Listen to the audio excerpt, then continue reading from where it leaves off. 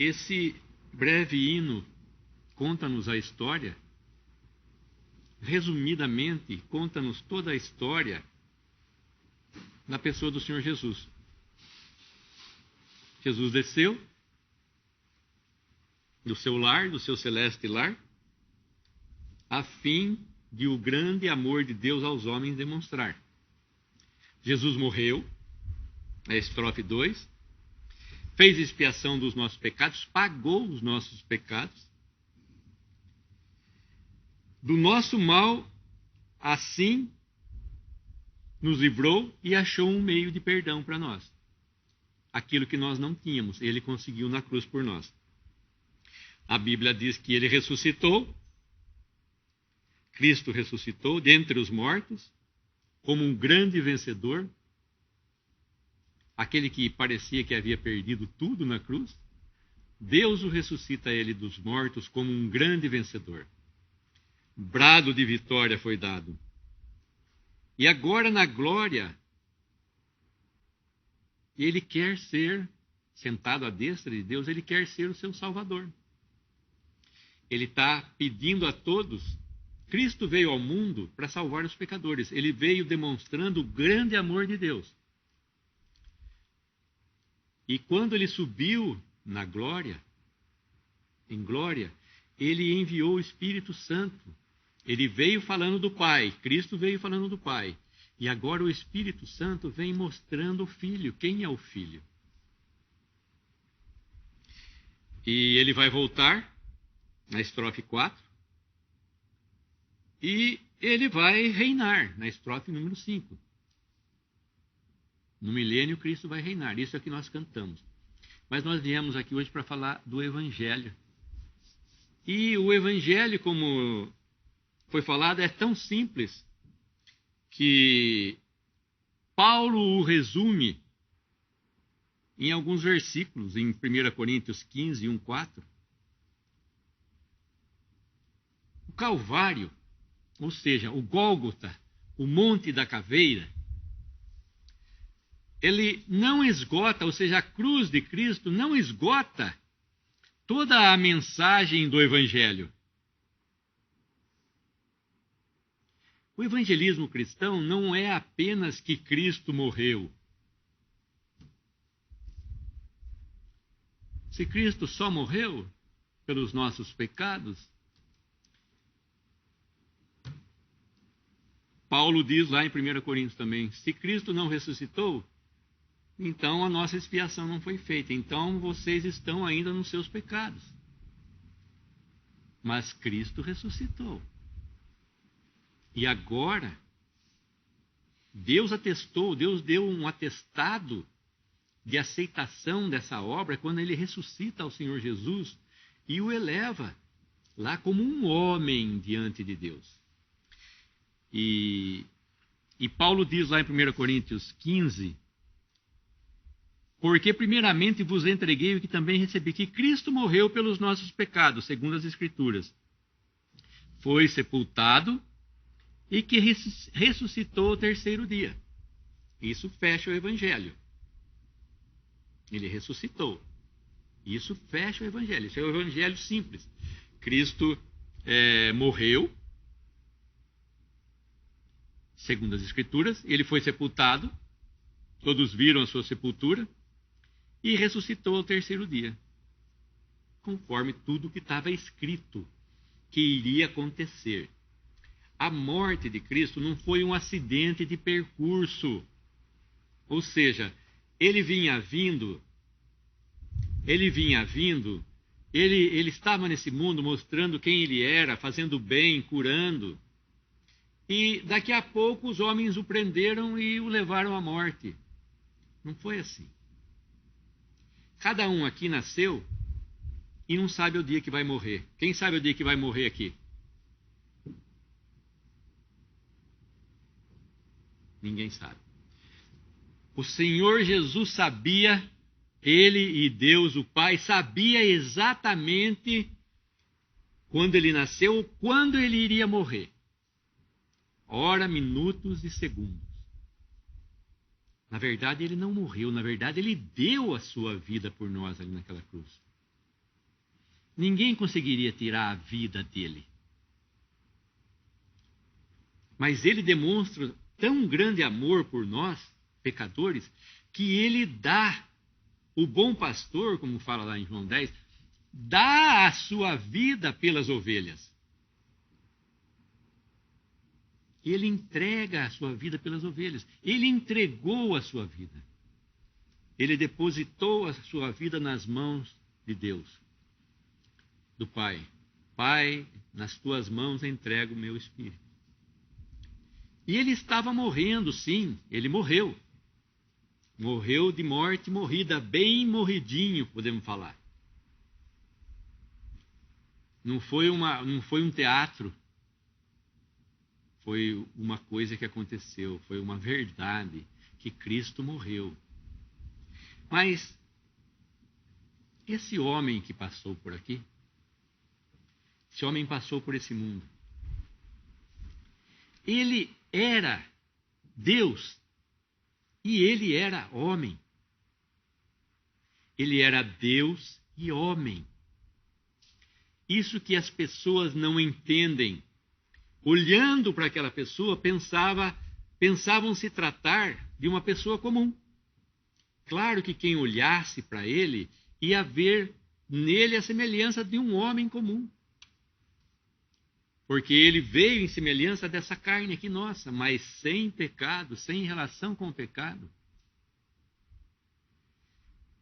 E o Senhor Jesus passou aqui, fez muitos discípulos, fez muitas pessoas que a quem ele deu a sua vida, a quem ele curou. Aquelas pessoas que ele fez bem, que gostavam muito dele, que o adoraram, que o adoravam. Algumas pessoas, praticamente a palavra nos fala que perdeu tudo, porque elas haviam apostado tudo naquela pessoa que estava ali, que era o Senhor Jesus. E de repente ele morre. Será que foi uma perda que eles tiveram? Será que foi uma perda que o mundo teve quando o Senhor Jesus morreu? Não. Ele estava nos amando. Embora aquelas pessoas tenham sofrido por causa da sua partida, da sua morte, por 3 dias somente, embora elas sofressem muito, na verdade, o Senhor Jesus estava levando aquelas pessoas numa relação eterna para com Deus.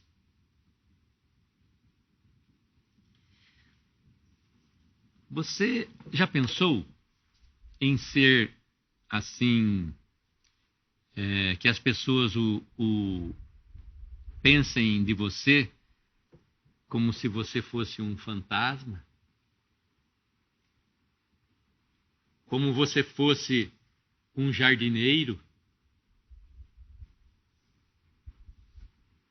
Você já pensou? As pessoas que conhecem você, que conviveram com você, daqui a pouco você aparece e elas falam assim: quem é aquela pessoa? Parece que é um jardineiro. Olha, aquela pessoa parece que é um fantasma. Olha, essa pessoa parece que é um viajante estrangeiro. Olha, essa pessoa parece que é um espírito, não é carne, não. É um espírito, é alguma imagem que nós estamos vendo. Pois é. Confundiram o Senhor Jesus com esses tais que eu disse para vocês aqui, como um fantasma, como um viajante, como um estrangeiro, como um jardineiro e como um espírito. Mas como pode ser? As pessoas que conviveram com ele, que estavam com ele a todo tempo, não reconheceram ele? O Senhor Jesus vai se mostrar dessa maneira quando eles menos estavam esperando. Quando eles não estavam esperando, o Senhor Jesus aparece. E ele vai se revelar quem realmente ele é. E ele tem que se revelar a cada um aqui quem ele é. Hoje se prega muito o evangelho de um Cristo que é fantasma, de um Cristo estrangeiro, de um Cristo viajante, de um espírito. Ele é o Cristo, é um espírito, uma coisa que não existe, que não se pode pegar. Um jardineiro. Puxa vida. Esse evangelho que se prega desse Cristo, que eles não conhecem, porque embora nós tenhamos contato com Cristo, embora nós tenhamos contato com a palavra de Deus, embora você ouça o evangelho, embora você tenha lido a palavra de Deus, isso não te garante que você é salvo, que você creu no Senhor Jesus como seu Salvador. E esse Salvador não é um homem comum. Esse Salvador é um homem que desceu, passou pela cruz, deu ali a sua vida, foi colocado num sepulcro e ressuscitou. A palavra ressuscitar nos parece estranha, porque uma pessoa que perde a vida para nós, ela se extinguiu para sempre, ela se foi. Não existe mais, não existe. A memória dela fica na fotografia, nos filmes. Ah, mas eu gostava tanto daquela pessoa. Olha ele aqui no filme. Está acenando para mim. Puxa, essa fotografia que eu tirei junto com ele. Para nós, essa memória dessas pessoas ficam só nisso aí. Mas não é verdade. O que o Evangelho fala é que se nós morrermos como Cristo morreu, embora ele não tinha que morrer, ele deu sua vida, como eu falei, nós vamos viver de novo. Esse evangelho que se prega é evangelho de um Cristo morto e ressuscitado de novo. Um sepulcro vazio, uma sepultura vazia, não bastou para o apóstolo João acreditar na ressurreição. Ele foi lá e viu o túmulo do Senhor Jesus vazio. E a palavra fala que ele creu no que Maria Madalena havia dito, que tiraram o corpo do Senhor Jesus ali do sepulcro. Sumiram com o corpo de Jesus.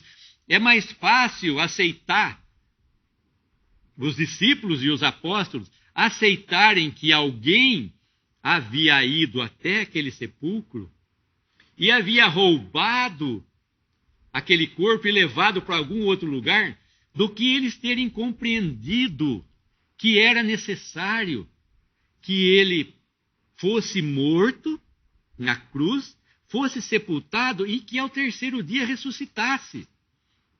E a palavra fala claro, o Senhor Jesus deixou claro para eles que o Filho do Homem vai ser entregue nas mãos dos pecadores. Vão fazer tudo o que eles quiserem com o Filho do Homem. Vão cuspir, vão bater nele. Foi o que fizeram. Vão pregar ele numa cruz. Quando eu ser levantado da terra, a todos atrairei a mim, dizendo de que forma que ele iria morrer. E ele dizia também para os apóstolos e discípulos que era necessário que ele ressuscitasse dos mortos.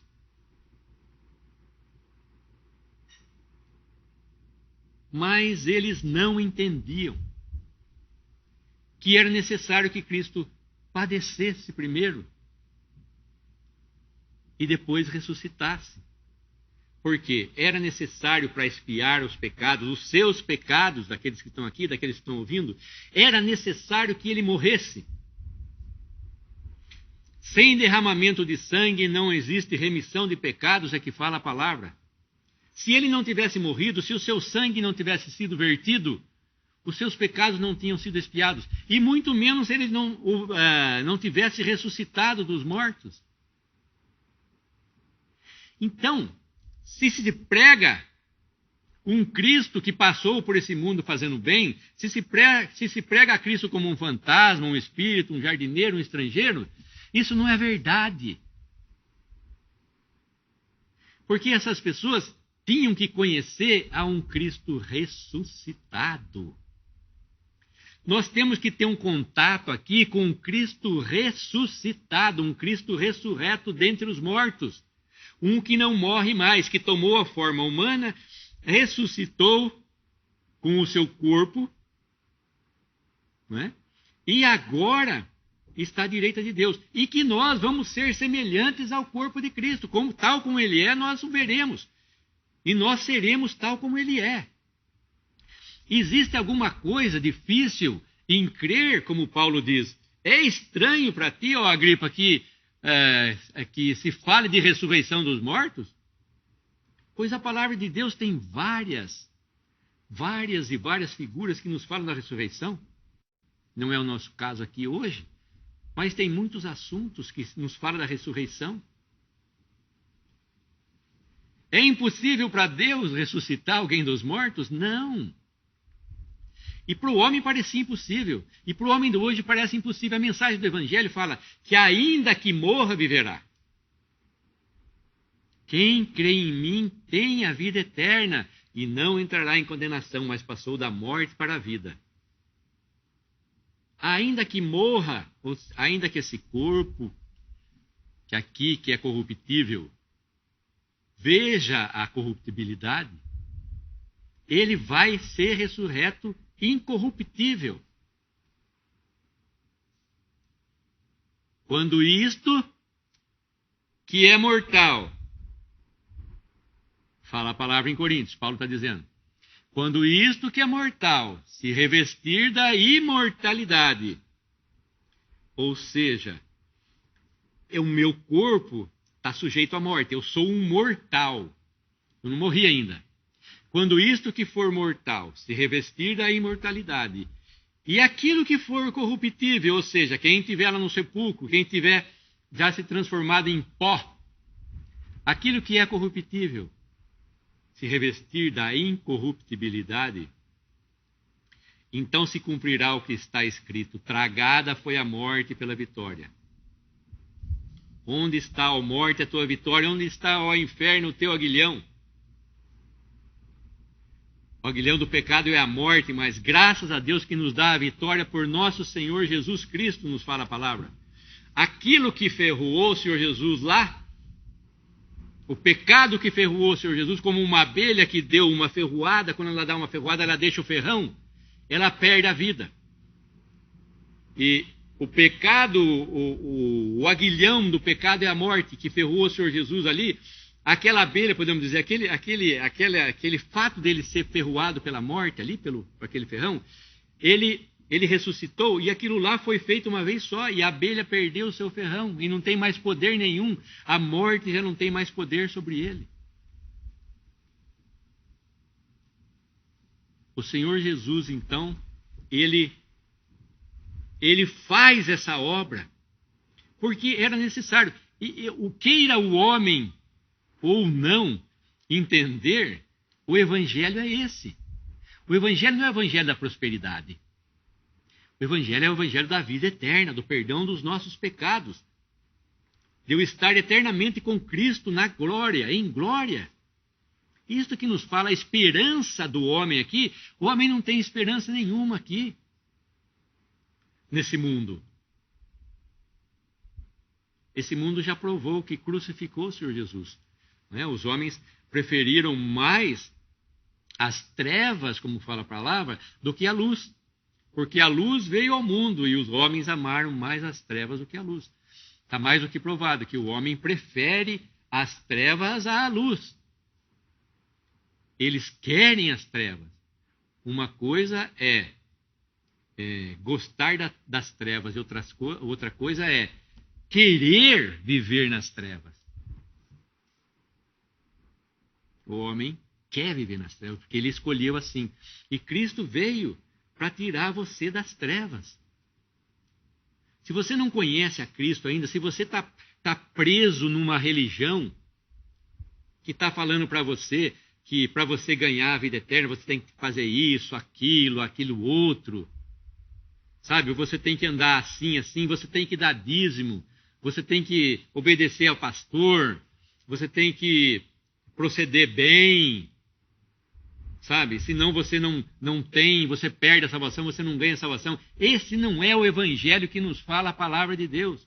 O verdadeiro evangelho é que Cristo morreu, levou os nossos pecados, todos de uma vez para sempre, e que morreu e ressuscitou, e que Deus o aceitou agora como aquele que cumpriu, que pagou todos os nossos pecados naquela cruz.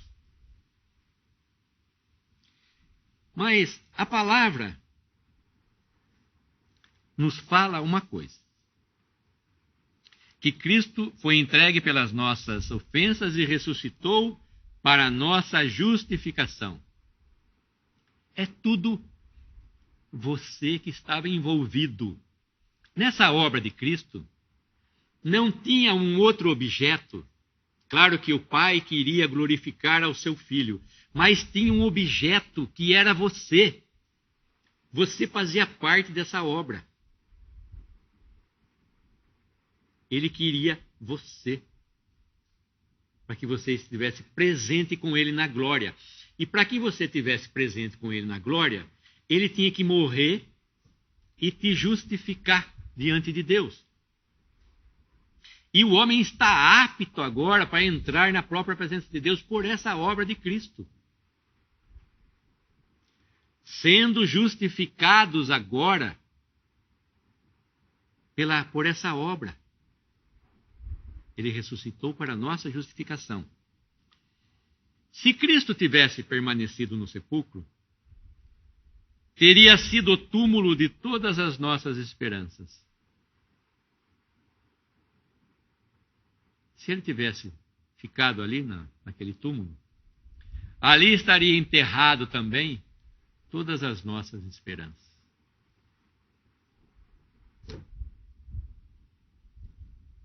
Nós temos vários líderes, vários homens aí, de várias religiões que morreram, e seus túmulos, seus mausoléus estão aí, todo mundo vai visitar.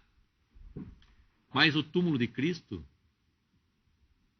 é um túmulo vazio, não tem ninguém. Você pode até visitar lá o túmulo de Cristo em Israel. Não sei se é realmente o túmulo, mas dizem que é. Mas aquele túmulo está vazio. Não só vazio, como João viu. E voltou para casa, a palavra fala que João viu. Pedro e João viram aquele túmulo vazio e voltaram para casa. Ixi, agora mais um problema para nós, ter que achar o corpo de Jesus. Onde será que roubaram? Onde será que deixaram esse corpo, gente? Mais uma. Preferiu sair da cena. Saiu da cena do túmulo ali, porque tinham os soldados, tinham os anjos, colocaram um soldado para guardar o túmulo de Jesus. Pilatos disse: tendes a guarda, vai lá e guarda o corpo, vocês estão com medo que alguém roube? Vai lá e coloque quantos soldados vocês quiserem lá. Mas Deus havia colocado anjos. Ninguém ia mexer. Soldado não ia fazer nada, patavina nenhuma. Soldado não queria dizer nada. Tinha anjos ali guardando aquele túmulo. O homem pensou que estava guardando. Vamos guardar o corpo desse homem aqui, porque vem alguém e vai querer roubar ele. Como os próprios soldados fizeram assim, uma encenação, dizendo, foram comprados, disseram, vamos falar porque alguém veio à noite e roubou esse corpo aí, e nos ameaçou e nós não vimos e levaram o corpo embora. Isso é que os judeus, essa fábula é contada até hoje pelos judeus, como fala a palavra. Eles preferem uma fábula, preferem uma história mal contada, do que uma realidade que Cristo ressuscitou dentre os mortos. Quando o Senhor Jesus aparece, existe uma aparição que ele faz quando os discípulos estão no meio do mar da Galileia, que era um lago grande, e aí começa então uma grande tempestade. As ondas começam a ficar bravas porque o vento estava muito, muito forte e começa a formar aquelas ondas. Apesar de não ser um mar, né, era um lago, mas o vento fez com que houvesse ondas que começassem a entrar no barco. E eles ficaram, o quê? Com muito medo. E o Senhor Jesus aparece andando por cima das águas. E o Senhor Jesus aparece andando por cima das águas para ir lá socorrer eles. Isso está em Mateus 14, 22, 33. E os discípulos, nos fala o versículo 26, vendo-o caminhar sobre o mar, assustaram-se, dizendo: é um fantasma. E gritaram com medo: é um fantasma! É um fantasma!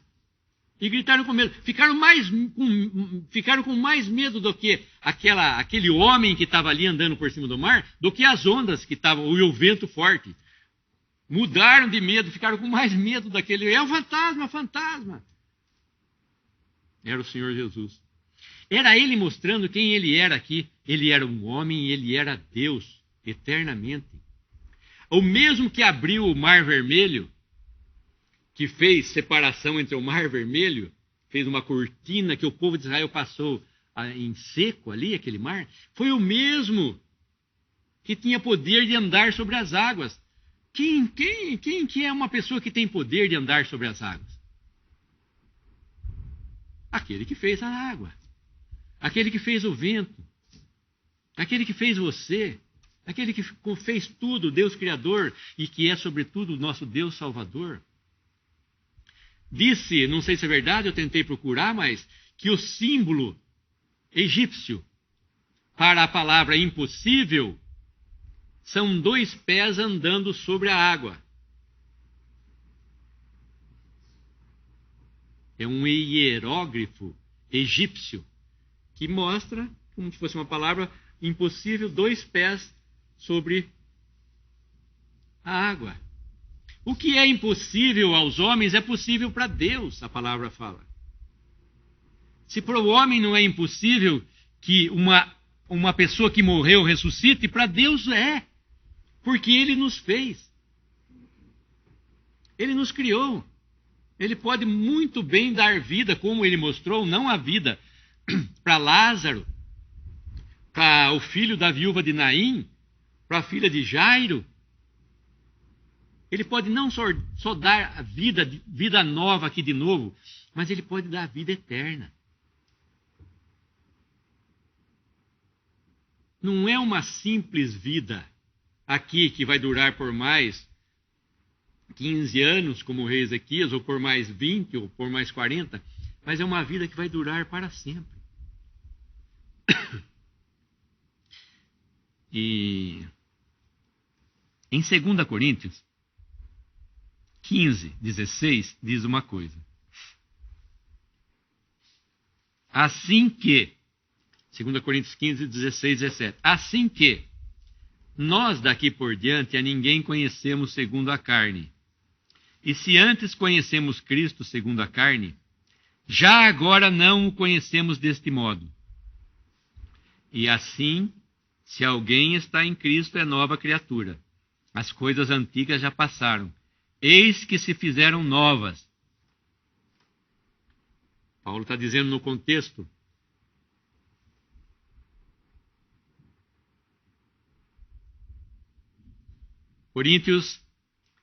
Segunda Coríntios 15, 5, desculpa. 2 Coríntios 5, é verdade.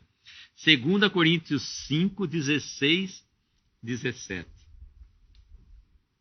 Paulo está dizendo o seguinte, que embora eles tivessem conhecido a Cristo segundo a carne, agora, contudo, não o conhecemos deste modo. O que quer dizer isso? Quem teve oportunidade, podemos dizer assim, de conviver com Cristo nos tempos da sua carne, que tiveram esse privilégio, que conviveram com Ele, que andaram com Ele, que tocaram nele, como nos fala do apóstolo João, que pegou e nós tocamos o príncipe da vida, o verbo se fez carne, habitou entre nós e nós apalpamos, nós tocamos. João se reclinava no seio de Jesus, tal a proximidade de Cristo. Quem teve a oportunidade de conviver com Cristo e teve a oportunidade de vê-lo ali pregado na cruz, e teve também a oportunidade de vê-lo ressurreto. São 3 fases. Uma fase é de Cristo aqui andando por esse mundo. Outra é quando Cristo estava na cruz. E outra diferente quando ele ressuscitou dentre os mortos. Se nós pararmos na fase do meio, se nós pararmos na cruz, nós não vamos para lugar nenhum. Porque a última vez que os homens viram a Cristo foi pregado numa cruz. Esses dias eu estava numa sala de espera, eu estava bem diante de um crucifixo e havia uma imagem ali que eles olham para lembrar de Cristo, ali de um homem morto. Essa foi uma das fases de Cristo, podemos dizer. Se eu parar naquele crucifixo, se eu olhar e só ver Cristo morto ali naquela cruz, o que significa? A morte de Cristo não significa nada para mim. Se eu parar só aí, não significa nada. Porque é um homem morto e ele não está mais ali. Como falam os anjos, vinde ver, ele não está mais aqui nesse sepulcro. Uma que tiraram ele da cruz, né? Colocaram na sepultura, e os anjos falam para as mulheres, ele não está mais aqui. Por que buscais ao vivente dentre os mortos? Os anjos perguntam para as mulheres que foram lá na sepultura. Por que vocês estão procurando o vivente, o que está vivo dentre os mortos? Ele não está mais aqui. E muito menos naquela cruz. Cristo não está mais naquela cruz. Por que eu vou imaginá-lo ali? Por que eu tenho que guardar aquela última imagem da cruz? Não é aquela última imagem. A última imagem minha, se é que eu posso, agora, é na presença de Deus, é olhar e ver Cristo à direita de Deus nos céus. Essas pessoas, então, que conheceram, esse versículo diz que aqueles que conheceram a Cristo segundo a carne e viram ele na cruz e colocaram ele lá dentro da sepultura e rolaram uma grande pedra na porta e depois viram-no ressurreto, certamente, Paulo está dizendo aqui, nós não conhecemos, não é mais aquele Cristo que veio segundo a carne que nós conhecemos. Nós conhecemos a esse Cristo aqui ressurreto. Não tem mais por que o evangelho ficar em Cristo quando ele passou aqui fazendo bem. Se eu ficar também com aquelas pessoas que dizem, eu só acredito nos evangelhos. Nas cartas de Paulo não acredito, porque é só a parte que fala de Jesus. Mas tem outras coisas melhores, né, nas cartas que nós vemos, que Paulo recebeu do próprio Senhor Jesus. Aliás, para uma pessoa se tornar um apóstolo, ela tinha que ter tido contato com a pessoa do Senhor Jesus quando ele viveu aqui, ter visto o Senhor Jesus na cruz e ter visto o Senhor Jesus ressurreto. Isso era uma condição sine qua non, ou seja, necessária para que uma pessoa se tornasse apóstolo. Tanto que quando Judas morreu, escolheram um outro apóstolo no lugar dele. E a palavra fala que era claro que ele tinha que ter tido um contato com o Senhor Jesus e um contato com o Senhor Jesus depois de ressurreto também. Ele tinha que ter conhecido o Senhor Jesus nessas 3 fases. E Paulo? Paulo ele fala, eu sou um apóstolo abortivo. Paulo talvez tivesse, eu não sei agora calcular o tempo de Paulo, Saulo e os apóstolos, mas foi bem no tempo dos apóstolos.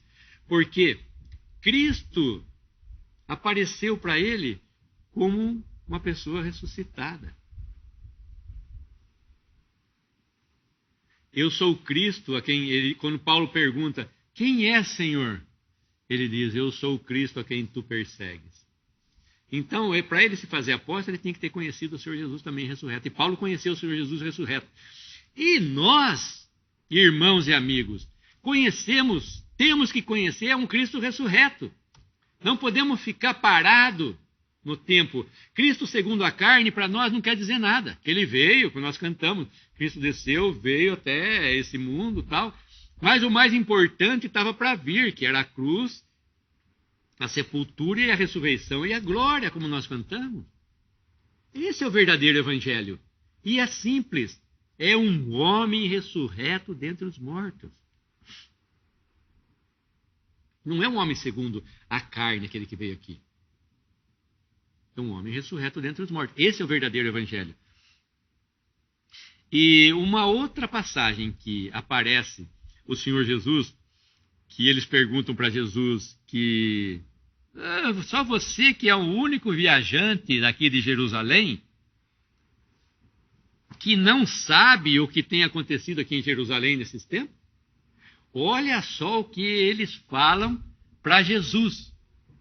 Falam para ele assim, o Senhor Jesus aparece ressurreto para eles, e eles falam assim, o Senhor Jesus fala para eles assim, que palavras que são essas que vocês, dois discípulos, que palavras são essas que vocês estão falando entre si aí, e por que vocês estão tão tristes? O que aconteceu? Essa passagem está lá em Lucas 24, de 13 a 35. Versículo... Vamos ler esse trecho. Versículo 14. E iam falando entre si de tudo aquilo que havia sucedido lá em Jerusalém. E aconteceu que, indo eles falando entre si e fazendo perguntas um ao outro, o próprio Jesus se aproximou e ia com eles. Lucas 24, 13 e 35. E aconteceu que, indo falando entre si, fazendo perguntas, o mesmo Jesus se aproximou e ia com eles, mas os olhos deles estavam como que fechados para o não conhecerem, para que o não conhecessem. E ele lhes disse, que palavras são essas que caminhando trocais entre vós, e por que estáis tristes? E respondendo um cujo nome era Cleopas, disse-lhe, és tu só peregrino ou o único viajante aqui em Jerusalém e não sabe das coisas que nela têm sucedido nesses dias? Porque era Páscoa. E muitos judeus vinham de outros países ali para celebrar a Páscoa. E o Cordeiro Pascal, que é Cristo, foi imolado exatamente no dia da Páscoa. Quando eles estavam celebrando a Páscoa do Cordeiro, que era um animal, o Senhor Jesus veio e morreu. Então, todos que estavam em Jerusalém puderam assistir o quê? Aquele espetáculo, como fala em Lucas, que era aquele homem, ou aqueles homens dependurados ali naquela cruz.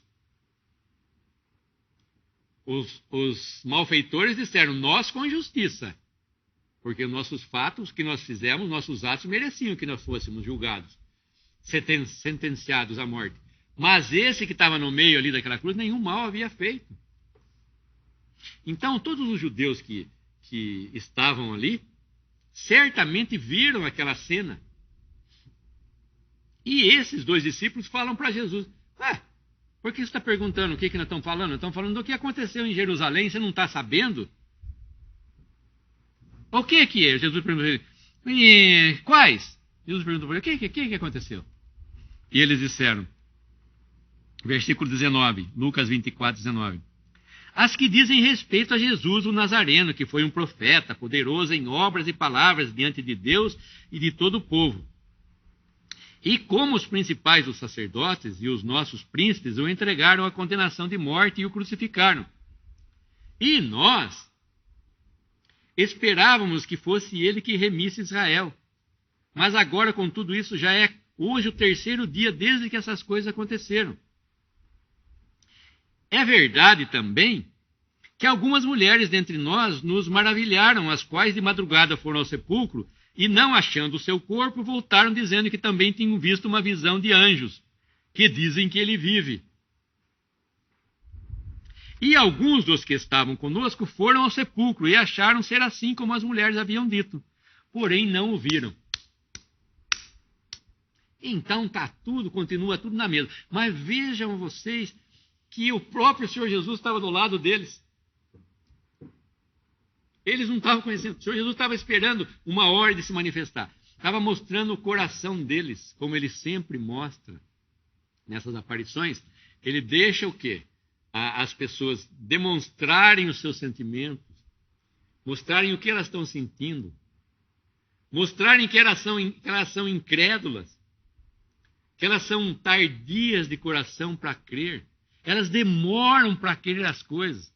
Depois de tudo aquilo, depois de tudo que o Senhor Jesus disse e ensinou, eles estavam ainda patinando. Patinando. E você, depois de ouvir o Evangelho por várias vezes, ainda continua patinando? O Senhor Jesus está se mostrando para você, não como agora nos discípulos, em oculto, podemos dizer assim, mas ele está claro, a palavra está clara, o Senhor Jesus está se manifestando claramente a todos. Quem crê em mim tem a vida eterna. Agora nós estamos pregando esse Evangelho. Mas aqueles homens, por que eles estavam numa incredulidade? E eles dizem...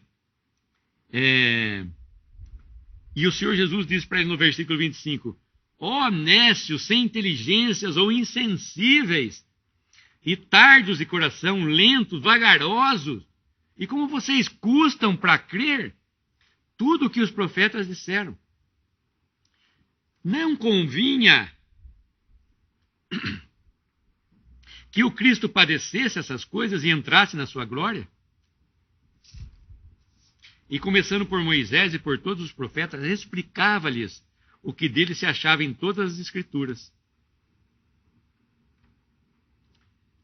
Então, ele teve que mostrar para eles de novo, olha que amor esse, mostrar para aqueles 2 discípulos, naquela incredulidade deles, naquela dureza de aquela lentidão em crer, em aceitar o que o Senhor Jesus havia dito para ele. Porque em várias vezes ele fala nos Evangelhos dos Apóstolos, para os discípulos, que convinha que o Cristo padecesse e ao 3º dia ressuscitasse. E eles estavam lá tristes. Por que vocês estão tristes? E o Cristo estava ali vivo do lado deles e eles Cristo. E eles tristes ainda. Puxa vida, se lamentando. Cristo vivo do lado deles e eles se lamentando. E não é assim o homem hoje. Por que o homem se lamenta? Por que o homem quer fazer um esforço para a sua salvação? Por que o homem pensa que ele tem méritos? Que ele tem que obrar a sua própria salvação? Sendo que Cristo já fez a sua obra? E aparece para eles e diz: por que vocês não creram no que estava escrito? E creram errado. Por quê? Eles pensavam que Cristo ia remir Israel. Mas, esse homem morreu, aquele que nós depositamos a confiança morreu, e daí? Ele não está mais aqui. Mas não era isso que a palavra dizia. A palavra dizia que ele tinha que sofrer primeiro, padecer, depois ressuscitar. Versículo 31. Abriram-se-lhe então os olhos e o conheceram. O Senhor Jesus abre os olhos deles, é aí sim que eles vão conhecer o Senhor Jesus. Mas eles tinham que primeiro passar por esse teste, o Senhor Jesus manifestar o coração deles. Depois ele vai aparecer em Lucas 24, 36, no meio dos seus discípulos, ressurreto já. Lucas 24, 37. E eles, espantados e atemorizados, pensavam que viam algum espírito.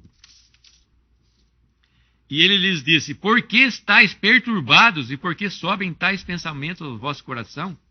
Vede minhas mãos e os meus pés, que sou eu mesmo, tocai-me e vede, pois um espírito não tem carne nem ossos, como vedes que eu tenho. E dizendo isso, mostrou-lhes as mãos e os pés. E, a palavra vai além, depois de tudo isso, e não o crendo eles ainda, por causa da alegria e estando maravilhados, o Senhor Jesus vai ter que fazer mais uma coisa ainda. Tendes aqui alguma coisa que comer? Então apresentaram-lhe partes de um peixe assado e de um favo de mel, o que ele tomou e comeu diante deles. Teve que provar que ele havia ressuscitado dentre os mortos, porque aquelas pessoas o viram na cruz, aquelas pessoas o colocaram no sepulcro. Mas eles não assistiram à sua ressurreição. Os anjos assistiram. A ressurreição não estava exposta para todos. Os anjos viram aquele homem ressurreto. Mas o Senhor Jesus aparece para eles como ressurreto. E eles têm o quê? Eles têm que crer. O Senhor Jesus fala, eu não sou um espírito, eu tenho carne e ossos. Ó, vede as minhas mãos aqui. Aí no versículo 45, então abriu-lhes o entendimento para que compreenderem as Escrituras. E assim lhe disse, assim convinha, está escrito que o Cristo padecesse e ao terceiro dia ressuscitasse dos mortos, e em seu nome se pregasse o arrependimento e a remissão dos pecados. Então, mais uma vez, o Senhor Jesus vai ter que aparecer diante deles e se mostrar diante deles. Ó, vê de minhas mãos, pega aqui, ó. Vê do meu lado. Tem alguma coisa que comer aí, se vocês não estão acreditando ainda? Tem alguma coisa que comer ainda? Eu vou comer. Para vocês verem que eu tenho um corpo, eu não sou um espírito. Por isso que eu disse, como pregam a Cristo para você? Como eles têm falado de Jesus para você? É de um Cristo vivo, ressurreto? Que fez a obra de salvação de uma vez para sempre? Que está consumado esse ato? Ou eles pregam esse evangelho da lentidão, da mornidade, da prosperidade, e que se esquecem de Cristo, substituem a Cristo por um fantasma, por um jardineiro, por um espírito, por um estranho? Então, onde é que nós estamos? O Evangelho é Cristo, e Cristo morto e ressuscitado. Essa é a fé que nós temos, essa é a fé que nós pregamos.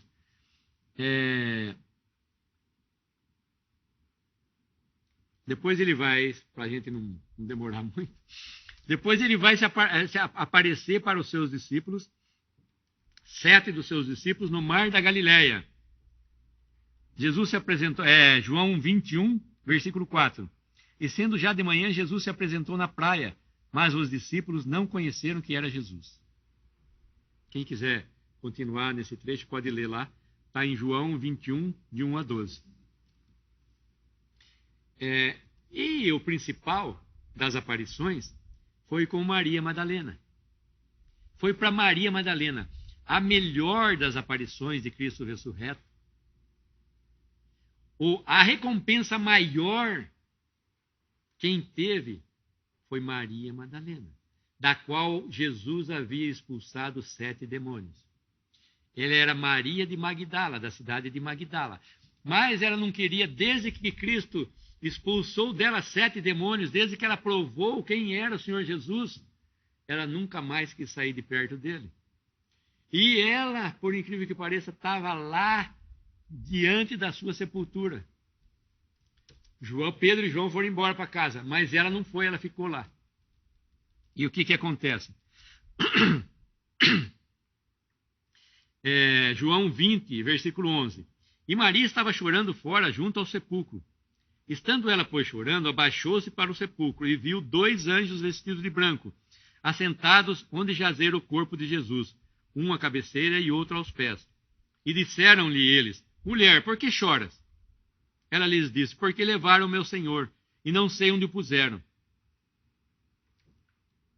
Ela estava cega e surda para qualquer outra coisa que não fosse a pessoa do seu Senhor, do Senhor Jesus. Quem já viu o anjo aqui? Eu nunca vi. Eu nunca vi. Mas imagine você se tivesse a oportunidade de ter visto um anjo. Um anjo na minha frente, gente. Poder desfrutar desse ser, conversar com ele, com um anjo. Mas um anjo aqui para Maria não quer dizer nada, absolutamente nada. 2 anjos, né? Não fala a palavra? Viu 2 anjos. Porque o foco dela estava em Cristo. Porque levaram meu Senhor e não sei onde o puseram. Versículo 14. Tendo dito isso, voltou-se para trás. Deu as costas para o anjo. Anjo não me interessa. O que o Senhor Jesus vai perguntar para ela depois? A quem buscais? Por que choras? A quem buscais? Não é o que buscais. É a quem buscais. Versículo 15. Disse-lhe Jesus, versículo 14. E tendo dito isso, voltou-se para trás e viu Jesus em pé, mas não sabia que era Jesus. Disse-lhe Jesus, mulher, por que choras? Quem buscas? Ela, cuidando que era o jardineiro, o hortelão, disse-lhe, Senhor, se tu o levaste, diz-me onde o puseste e eu o levarei. Que palavra maravilhosa! Que palavra que subiu ao coração do Senhor Jesus, ouvindo Maria Madalena falar isso dele. E ela chorando ali, porque ela estava inconformada e não havia nenhuma outra coisa. O Senhor Jesus não pergunta, que coisa procuras?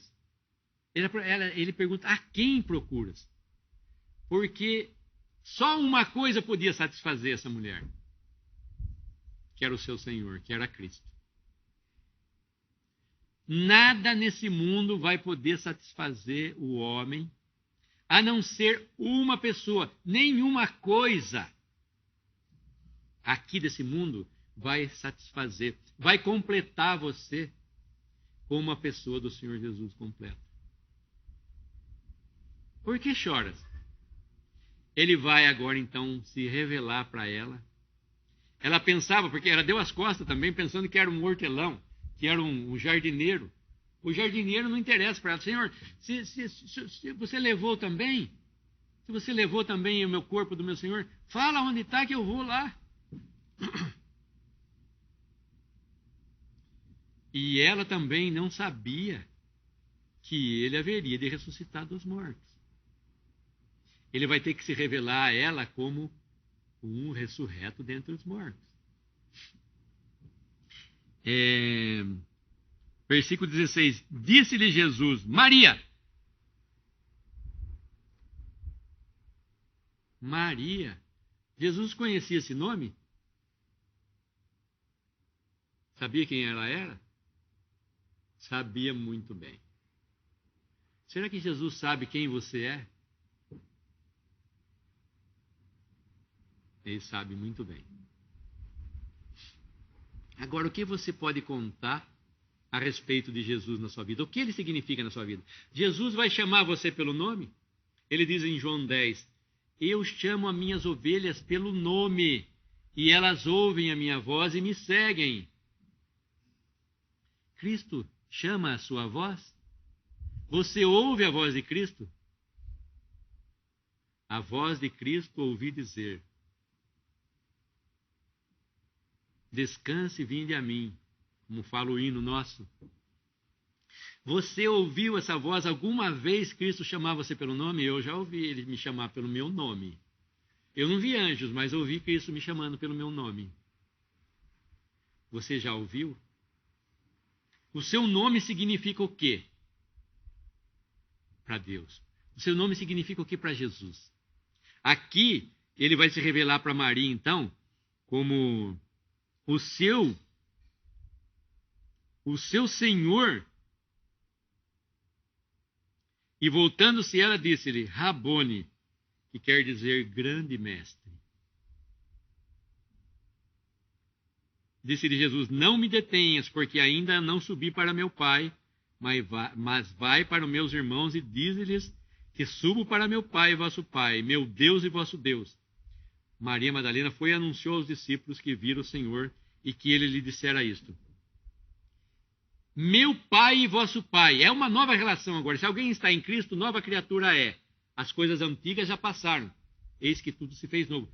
Maria queria É ter o Senhor Jesus ali, embora nos outros evangelhos ela aparece aos pés do Senhor Jesus em Mateus, que tem um outro significado. Ela quis tocar nele, ele fala assim: agora não, Maria. Você me perdeu por 3 dias, mas você vai me ter agora eternamente.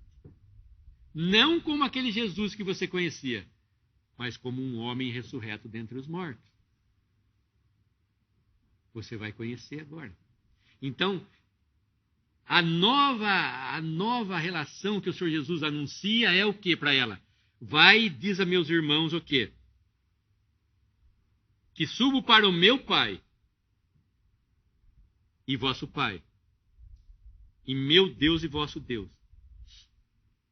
É uma nova relação agora. Ou seja, meu Pai fala da divindade do Senhor Jesus, que ele é divino, porque o Senhor Jesus fala Pai e fala Deus.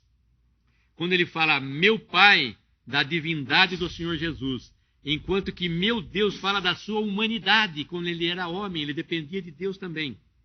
Seu Pai implica que os crentes são participantes da natureza divina agora. Tudo que o Filho é, os filhos que somos nós, somos. Tudo que Cristo é, que ele tem o Pai agora, como homem, nós somos agora como homens. Os crentes são participantes da natureza divina por um novo nascimento, que fala lá em João capítulo 3. Se não nascerdes de novo, não podeis entrar nem ver o reino de Deus. Seu Deus fala da nossa identificação com Cristo como seus irmãos na sua humanidade. Todo aquele que crê em Cristo agora é da família de Deus. Por isso que nós nos chamamos de irmãos.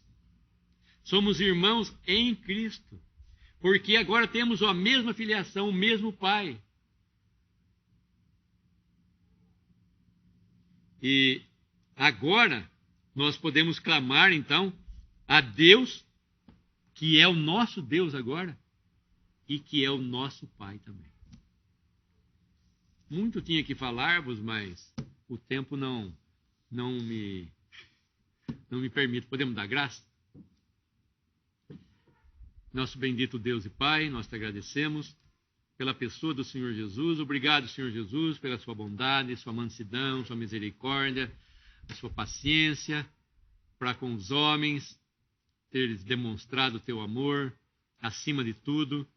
Obrigado pelo seu tratamento. Pedimos por cada alma que tem ouvido desse evangelho, que possa ouvir a sua voz, possa tratar com cada uma delas, Senhor, da sua maneira. Obrigado pelo seu evangelho, que nós podemos falar mais uma vez. Obrigado por essa oportunidade. Nos encomendamos em tuas mãos, Senhor Jesus, pedindo ao nosso Deus e Pai, no teu precioso nome, e agradecendo. Amém.